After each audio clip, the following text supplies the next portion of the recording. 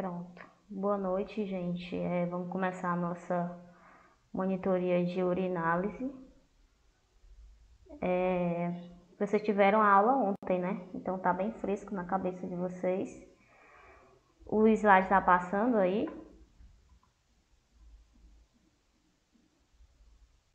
Aqui não tá passando não, tá só a imagem. Passou não? Agora apareceu. Pronto. Então a urinálise, gente, uma análise, tá? Que é feita a partir da urina, né?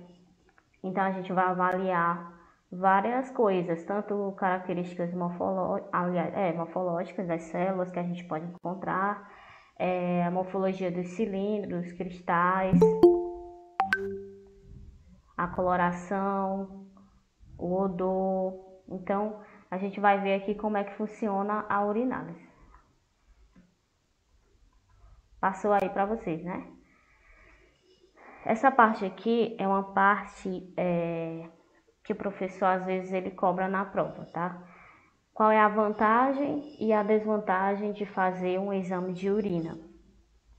A vantagem é que é um exame bem simples, um exame que não precisa de uma aparelhagem tão cara para fazer. Ela vai te dar informações bem valiosas a respeito do trato urinário, como é que está o funcionamento desse rim, tá? E vai ter os resultados mais confiáveis, né?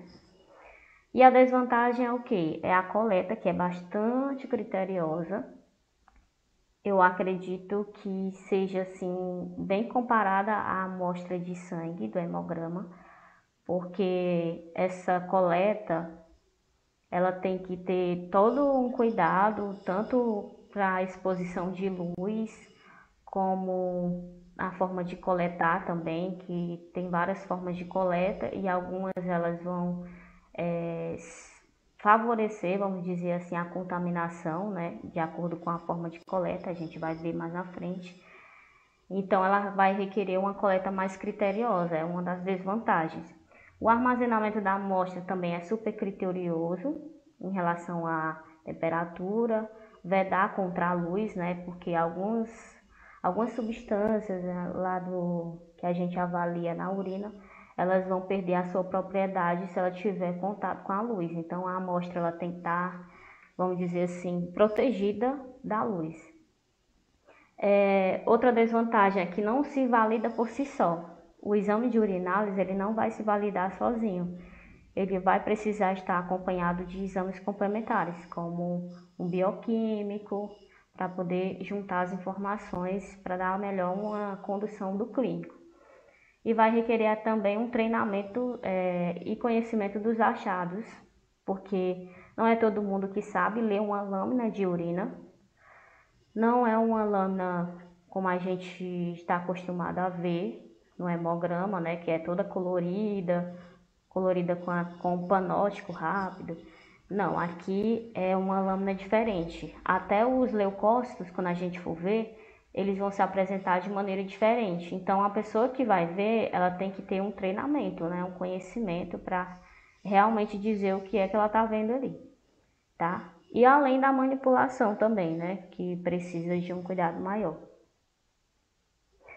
O armazenamento. Então, como é que a gente faz o armazenamento de uma amostra de urina? Primeiro, a análise ótima para você fazer é aquela análise que você faz 30 minutos após a coleta, pelo menos até 30 minutos.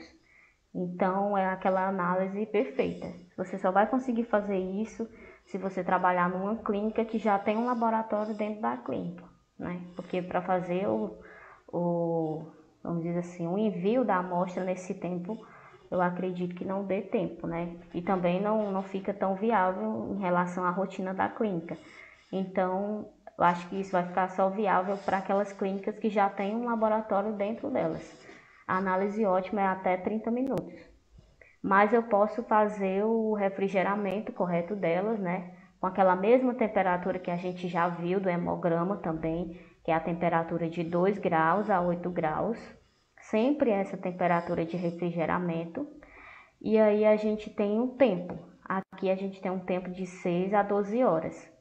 E nesse período de tempo você tem que embalar e enviar para o laboratório, se você não tiver um laboratório na frente que você estiver trabalhando.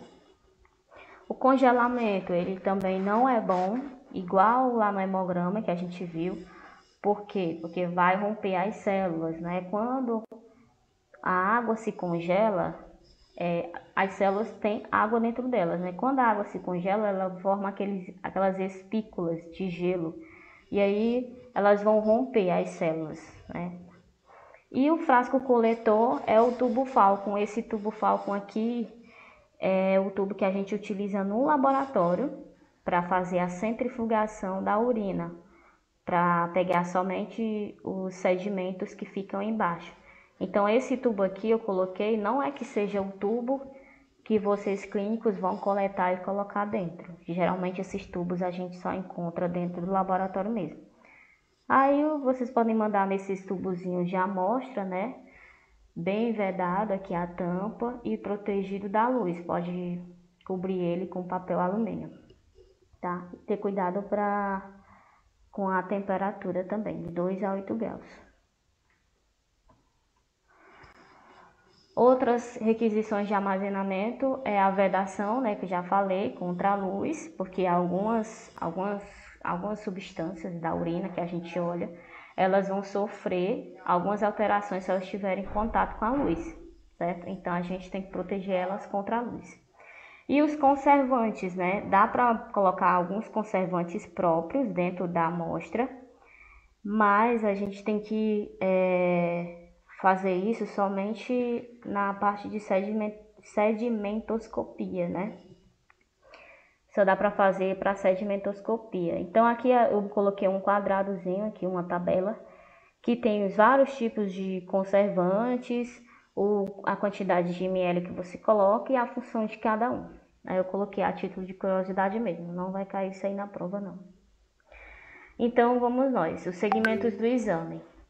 Todo exame vai começar pelo cabeçalho, né? As informações do paciente, do tutor, as informações também do número de registro, a data, o peso, o animal, essas coisas vocês já sabem.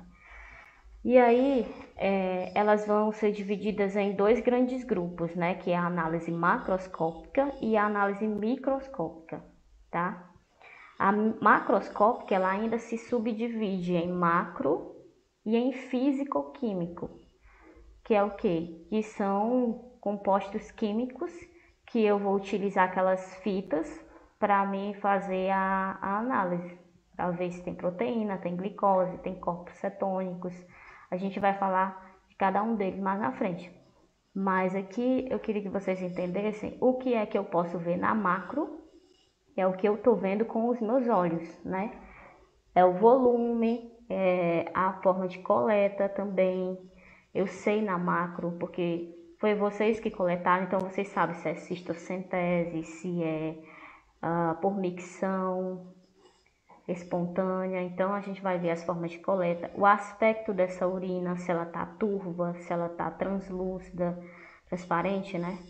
A cor dela, se ela tá vermelha ou ela tá mais esverdeada, mais amarelada, mais esbranquiçada. Cada coloração dessa vai me dar uma informação. O odor dessa urina também. Quem trabalha no laboratório e faz análise de urina tem que verificar o odor. A densidade também das células que tem dentro, né? A gente vê a densidade junto com o aspecto da turbidez também, tá? Então essas são as coisas que eu observo com meus próprios olhos, é a macro. A físico eu só vou saber se eu colocar uma fita de reagente. Eu só vou saber se tem bilirrubina, nitrito, sais biliares, se eu colocar uma fita reagente para saber se tem ou não tem, tá? Então, isso aqui cai muito na prova. Mas vocês saberem o que é que eu posso ver na minha macroscopia, na físico-química, na microscopia é mais fácil, né? São aquelas coisas que eu só vou ver no microscópio. Então, células, micro-organismos, cilindros e cristais. Tudo isso eu vou ver no meu microscópio. Então vamos começar a falar de cada um. Na macro eu tenho um volume, né, que é a quantidade de urina, ou produzida, ou a quantidade de urina que eu coletei. Como assim produzida? Porque existem alguns exames que eu vou coletar para ver a quantidade de urina que esse animal está produzindo e fazer uma continha com o tempo, né, que esse animal produziu. Então, é um exame que a gente faz na clínica que para ver o funcionamento do rim. Eu também tenho a quantidade de urina em relação à forma que você coleta. Se você coletar por cistocentese, você vai pegar ali todo o conteúdo da bexiga. Se você coletar por uma micção espontânea, foi o que o animal fez o xixi por ele mesmo, pode ser que aquela quantidade não seja a que ele tinha na bexiga inteira, porque talvez ele se sentiu acuado quando o tutor foi coletar e aí ele parou o xixi dele, então não deu a quantidade completa. Mas a gente verifica também, tá? A quantidade de urina que chega pra gente.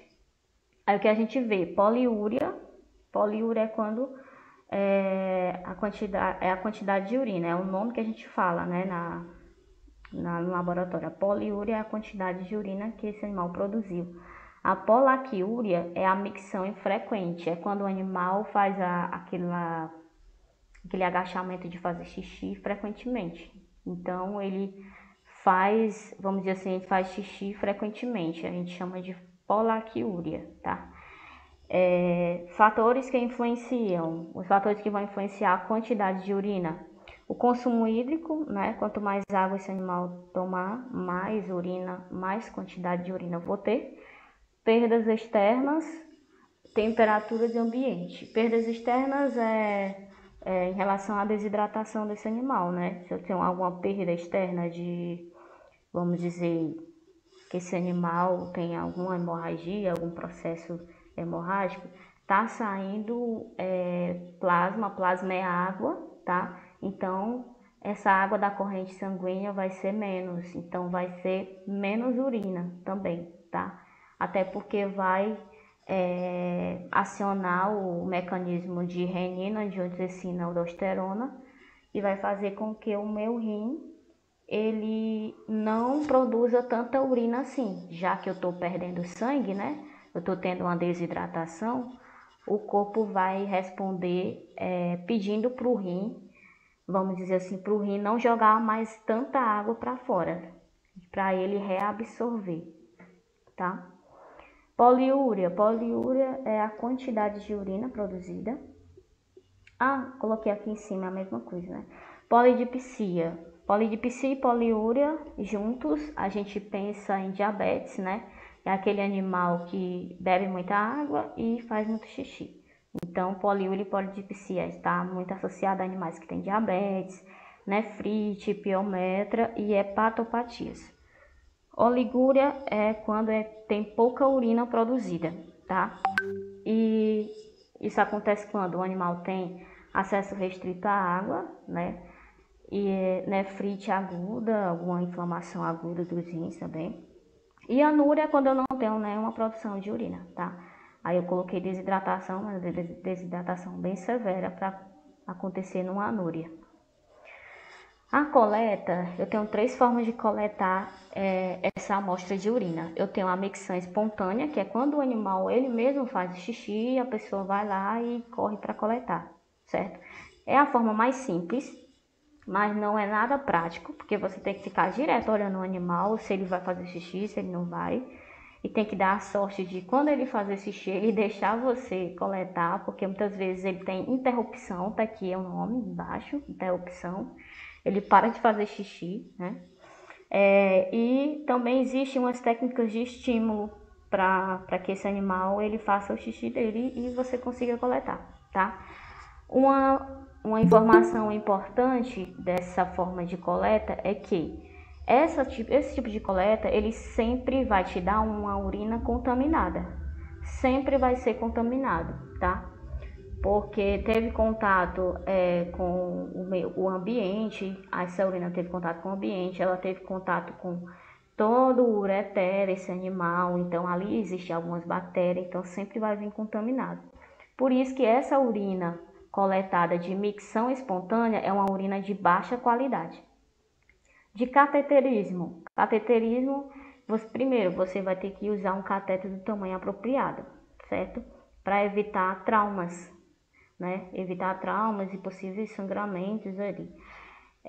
A complexidade desse exame, dessa forma de coleta, ela é média, porque você vai ter que introduzir um catéter na uretra desse animal. E é passivo de contaminação justamente por isso, por causa da uretra desse animal que tem algumas bactérias que existem por ali. Então, essa amostra ela é passiva de contaminação, tá? Ela é mais fácil em machos, justamente porque essa uretra em machos é bem melhor em relação à anatomia de coletar, tá? E aqui tem a explicação, né? A sonda uretral vai direto na bexiga e aspira com a seringa. Então, o cateterismo, o que é que vocês precisam saber? É uma forma de coleta de complexidade média e de passiva contaminação. Micção espontânea, ela é simples, não é prática, sempre contaminada e urina de baixa qualidade. Cistocentese, a urina de alta qualidade, cistocentese é essa terceira, tá? Porém, ela é de complexidade altíssima, porque não é todo mundo que consegue fazer cistocentese, tá? Ela geralmente ela é guiada por ultrassom e tem aí o problema de você romper a bexiga. Então, não é todo mundo que faz cistocentese. Porém, essa urina é uma urina de alta qualidade, porque ela vai ser, vamos dizer assim, estéril, né? Ela não vai passar pelo ureter, ela não vai ter contato com o ambiente. Então, a urina que eu coletar de cistocentese, ela é de alta qualidade para fazer o exame. Thaís, em Oi. relação à dor na cistocentese com o animal, pro animal. Em relação à dor, geralmente eles fazem numa sala de cirurgia, né? Eu não sei se ele vai ser sedado, eu posso ver isso depois. Mas eu não tô lembrando agora se eles vão sedar ou não. Eu A acredito que minha não. fez guiado pelo ultrassom e não demonstrou nenhum sinal de dor. Foi super rápido Ela foi e sedada? não recebeu nenhum tipo de medicação. Ah, Foi, então. foi questão de segundos. Achou a Uhum. bexiga, é, Ah, tá bom. removeu o líquido, a urina e pronto. Foi Pronto. muito rápido. Quando é E guiada pelo ultrassom, eles acertam bem, bem rápido onde é que tá a bexiga. foi sem nenhum tipo de medicação. Uhum. Então, aí a resposta, né? Quando é guiado pelo ultrassom, eles sabem exatamente onde é que está a bexiga, então eles fazem a coleta muito rápido. Justamente para evitar esse rompimento de bexiga também, né? Então vamos para os aspectos. O aspecto da urina, eu estou falando de turbidez. Turbidez é o quão turva tá esse líquido da urina, tá? Essa turbidez ela é o que? Ela é a quantidade de partículas que tem dentro da urina. Mas que partículas são essas? Pode ser presença de eritrócitos, leucócitos, células epiteliais, cilindros, cristais, muco, gordura, bactéria, enfim, tudo isso vai causar uma certa turbidez na urina, tá? Aí eu coloquei aqui uma foto para vocês verem as formas que elas podem se apresentar. A primeira é a límpida, você consegue ver todo o texto por trás, né? Então ela é meio transparente mesmo.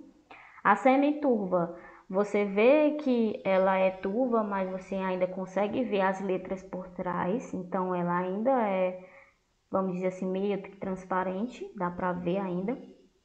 A semiturva 2, né, que é a semiturva 1 e a semiturva 2. A 2, ela já está mais turva do que a 1, porém eu ainda consigo ver algumas palavras em algumas regiões do tubo. E na turva eu não consigo ver mais nada por trás do tubo, certo? Então a gente faz essa variação de turbidez também. E aqui eu coloquei variação normal das seguintes espécies. Eu coloquei dos cães, geralmente ela é clara. Dos gatos, geralmente é turva por conta do estresse deles. E aí eles liberam leucócitos na urina e acaba deixando essa urina turva. O dos equinos é muito turva e dos coelhos é branca opaca. Ela é bem branca mesmo. É o normal deles, tá? Então, agora a gente vai passar para a cor. Qual as cores que podem vir essa urina? A variação de cor. Pode vir uma urina vermelha, pode vir uma urina marrom esverdeada, uma urina esbranquiçada e uma urina rosa avermelhada. Então, eu tenho esses 4 tipos de padrões de cor, certo? Ou é esbranquiçada, ou é marrom esverdeada, ou é rosa avermelhada ou vermelha. Aí eu tenho aqui os porquês dessas cores. A vermelha, ela se subdivide em 3 ainda. Por quê? Porque ou eu estou tendo hemorragia do trato urinário, aí deixou essa urina vermelha, ou eu estou tendo um aumento de mioglobinuria, Mioglobina é aquela enzima, né, que dá a coloração dos músculos, ela é vermelha. Não sei se vocês já viram aqueles vídeos na internet do pessoal cortando a carne, aí o pessoal diz, isso não é sangue, aquilo é mioglobina, que é vermelha, né? Parece a hemoglobina do sangue, mas ela é diferente, ela é dos músculos, tá? Então, quando a gente encontra mioglobinuria, a gente já sabe que está tendo algum processo nos músculos desse animal, está tendo algum problema no músculo dele, que ele está jogando mioglobina pela urina, certo? Hemoglobinúria é a hemoglobina na urina, né? Então, eu tô tendo ali uma lise de hemácias e aí elas extravasaram essa hemoglobina para fora. Então, eu posso ter esses três porquês de uma urina vermelha, tá? A urina marrom esverdeada é bilirrubina na urina, tá? Ela fica aí meio marrom esverdeada. Quando é uma urina branca, né, exceto dos coelhos, que eu acabei de falar para vocês, porque o normal dele é branco, quando é branco nas outras espécies, geralmente é uma inflamação, geralmente é pus, né, aí a gente chama piúria. Ali tem muito leucócitos, ou então tem células neoplásicas, tem muitos cristais, então vai causar essa urina esbranquiçada. A urina rosa avermelhada é geralmente de fenotiazinas, né, que são medicamentos que ficam fazendo essa, como é que eu posso dizer, essa coloração diferente na urina. Também tem aqui, só uma curiosidade para vocês, não sei se vocês já tomaram a Anita, né, a Anita, aquele vermífugo de humanos, ela é muito forte, quando a gente toma ela, a urina fica verde, né, vocês já perceberam? A nossa urina, na verdade, não a dos animais. Só uma curiosidade. Muda mesmo a cor. Muda, fica verde, verde. É bem legal, eu acho. O odor da urina, o patologista, quem estiver trabalhando no laboratório, ele vai ter que realmente cheirar aquela amostra de urina para ver se ela tá sui generis, né, que é aquele cheiro característico, o cheiro normal de urina, ou ela tá fétida. Quando ela tá fétida, é sinal que eu tenho uma necrose, né, tá acontecendo alguma necrose tecidual. Quando eu tenho aquele cheiro de água sanitária, a gente chama de amoniacal, que é presença de bactéria na urina, tá? E tem aquele cheiro de água sanitária mesmo. Quando a urina tem aquele cheiro doce, né? Um cheiro adocicado, aí eu tenho vários porquês. Em vaca, geralmente na fase de lactação é normal encontrar urina adocicada em vacas, né? Aquele cheiro adocicado. Ou nos outros animais, ou é aumento de glicosúria, aumento de glicose, aumento de corpos cetônicos, acetonemia e diabetes, tá? São as possíveis causas de uma urina com esse cheiro adocicado. Quando tem uma urina com cheiro de alho, geralmente é aquela urina de carnívoros, né? Aqueles animais que têm aquela dieta de carne. Então, tem aquele cheiro forte de alho. A gente chama de aliáceo. É mais forte em gatos, né? Porque gatos, eles são carnívoros restritos. E a densidade, para terminar aqui a macro, a densidade, a gente vai ver com o refratômetro, que é esse aparelho aqui, que chegou recentemente no laboratório do Cenevet. Inclusive, eu queria mostrar para vocês Falei com o professor para levar vocês lá, ele disse que tinha que estar presente, aí ele está vendo um dia para a gente ver as análises bioquímicas e a urinálise. Voltando aqui, a densidade, ela é bem específica, né? A densidade específica. E como é que a gente vai ver? O que é a densidade, na verdade? É um peso de uma quantidade de líquido. É um peso de uma quantidade de líquido. E aí, nesse caso, a gente está falando de urina. Então, é o peso do líquido da urina que a gente vai ver nesse refratômetro aqui. Esse refratômetro aqui, a gente calibra ele com água destilada. Então, esse peso da urina, da quantidade do líquido da urina, a gente vai fazer um comparativo com a água destilada. Aí ele vai dar esses números aqui.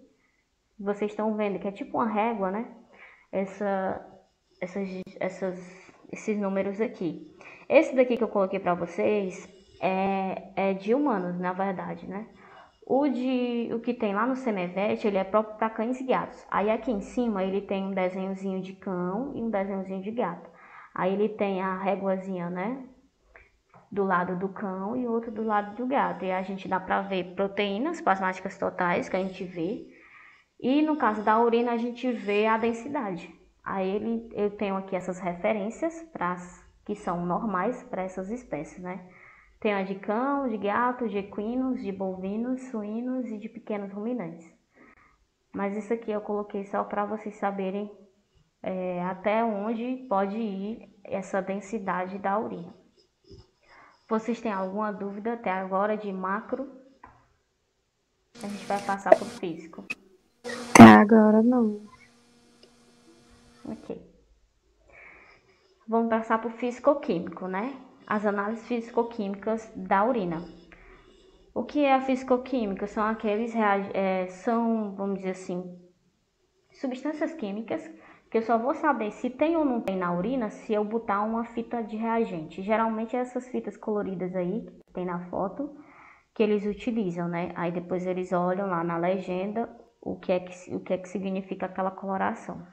Aí eu posso fazer análise de proteína, de glicose, corpos cetônicos, bilirrubina, urobilinogênio. Não sei se vocês lembram do urobilinogênio, que é quando eu tenho aquela cascata de hemocaterese que eu falei para vocês. Vamos relembrar a hemocaterese. A hemácia, quando chega num período de morte fisiológica, ela é quebrada e aí ela é transformada em bilirrubina indireta, vai para o fígado, se transforma em bilirrubina indireta, aí ela vai pela bile, vai lá pelo duodeno e aí ela vai pelas fezes ou pela urina. Quando ela vai pela urina, ela se chama de urobilinogênio. Então a gente pode fazer a análise para ver o urobilinogênio também nessas fitas reagentes. Sangue oculto na urina, a gente pode fazer uma pesquisa de sangue oculto, se o clínico pedir, ele tiver, vamos dizer assim, desconfiando que tem algum processo crônico hemorrágico que não dê para ver a olho nu, que a gente só sabe se fizer a pesquisa de sangue oculto. Então ele pede e aí é feito no laboratório. Nitrito e sais biliares. Então esses são os compostos químicos que a gente vê na urina, né? A gente faz análise físico-química para ver elas. Aí eu não coloquei a especificação de cada uma porque ia ficar muito grande a nossa monitoria, mas elas têm a especificação de cada uma no slide do professor.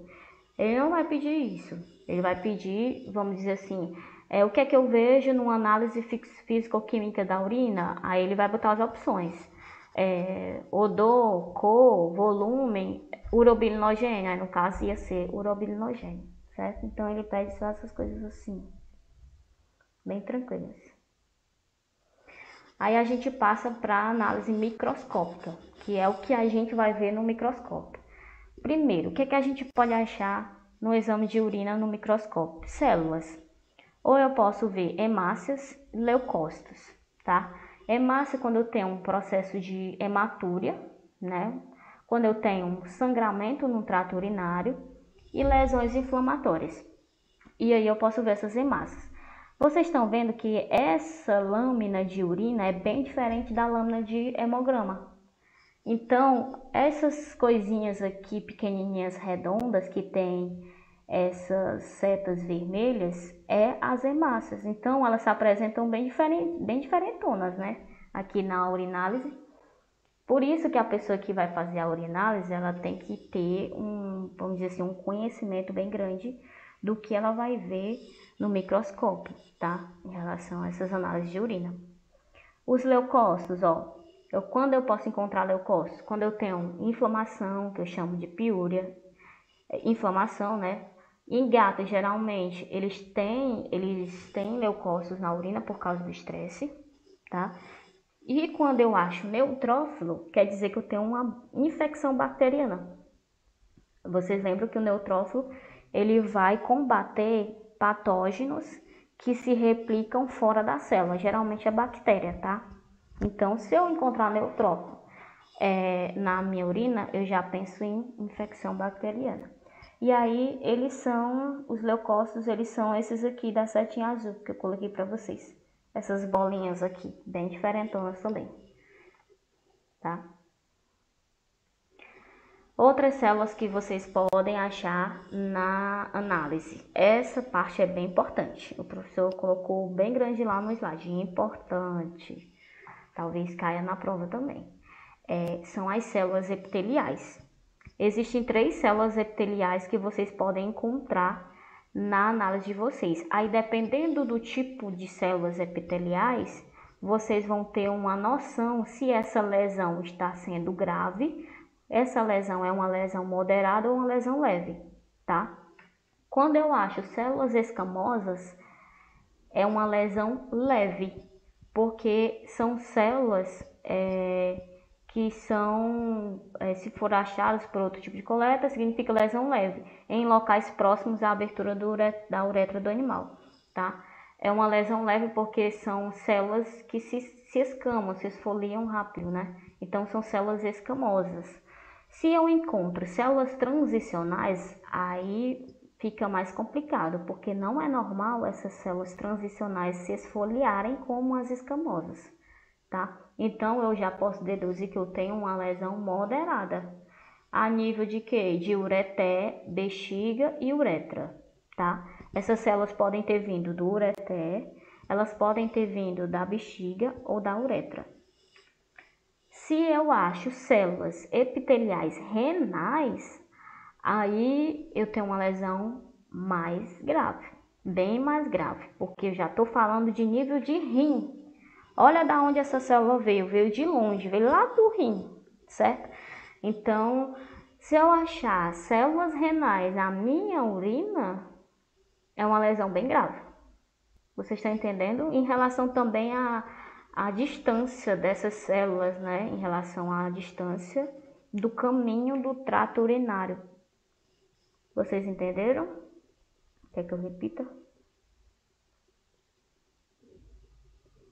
Eu entendi. Entendeu?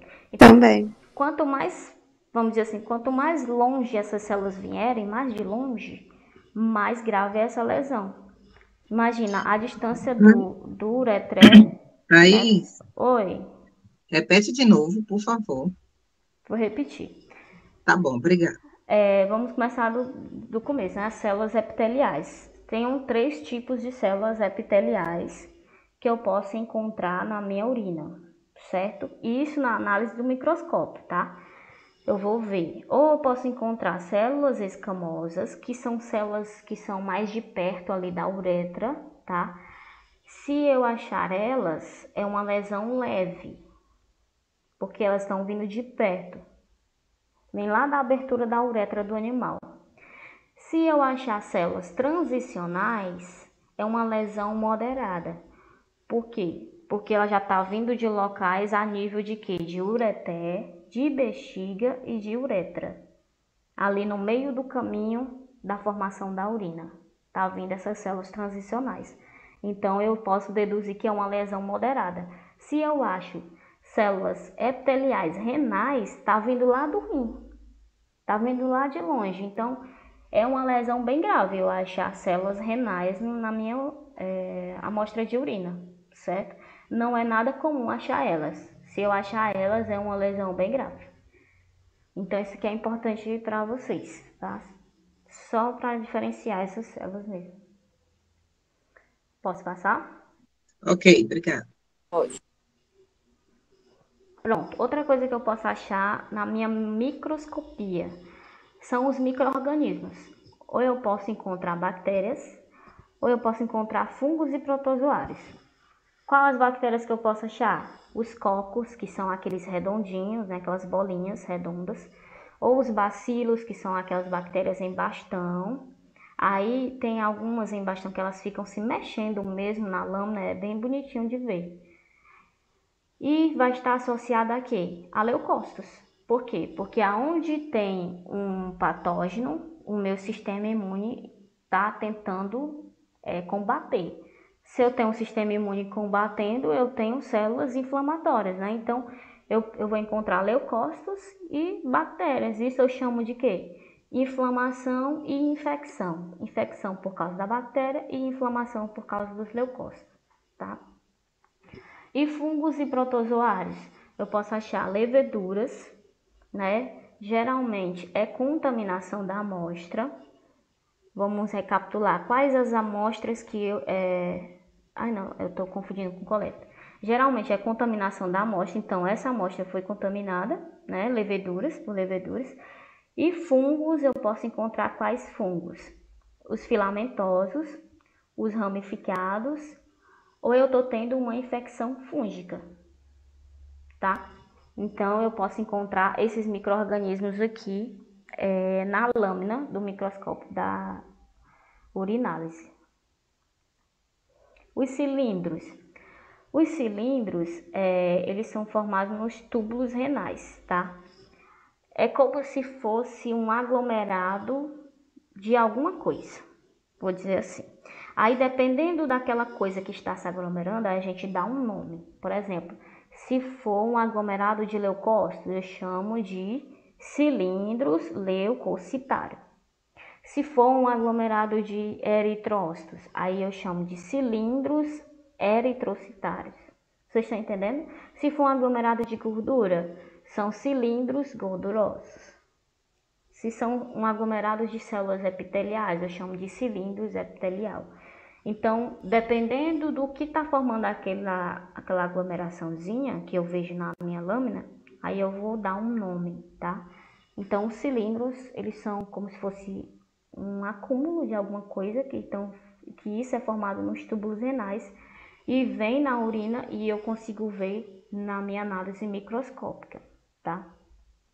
Outra coisa que eu vejo na minha análise microscópica, muito importante, são os cristais, né? A cristalúria, que a gente fala, que é cristais na urina, cristalúria. Tem cristais que são feitos na urina ácida e tem cristais que são feitos na urina básica. Sabendo disso, eu sei a formação deles. E isso vai influenciar muito no tratamento, tá? Ó, aí eu coloquei aqui, tem cristais que são encontrados na urina ácida, que eu já falei, e outros encontrados na urina básica. O mais comum e o mais famoso dos cristais da urina ácida é o oxalato de cálcio, certo? O oxalato de cálcio é esse aqui, parecendo um caixãozinho, esse daqui amarronzado. Vocês estão vendo na foto? Sim. Pronto, esse aqui é o famoso oxalato de cálcio. Ele é formado por uma urina ácida. Por que isso é importante? Porque se eu tiver, não é pedras, é outro nome que a gente fala. É outro nome que a gente fala em vez de pedras, né? Se eu tiver... Seria urólito?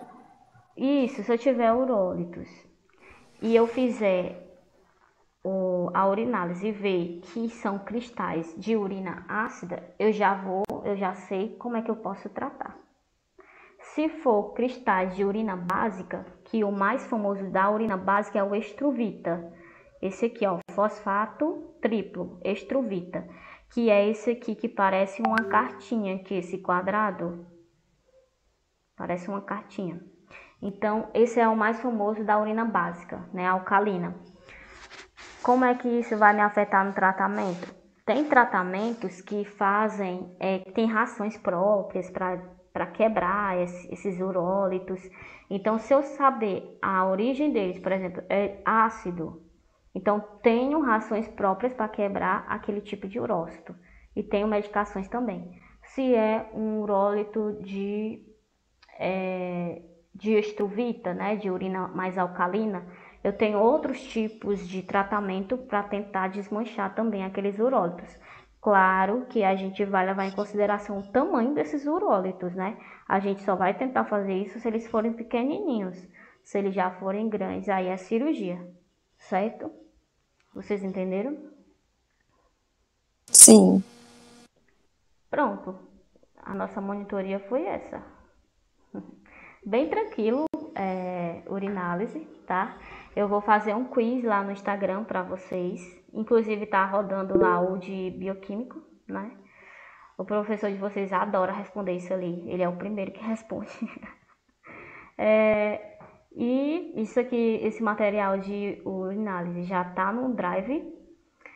Avisar para quem não sabe, tem uma atividade aí para revisar todo o conteúdo de AP1. Eu fiz lá, coloquei no Drive também, coloquei no grupo do WhatsApp também.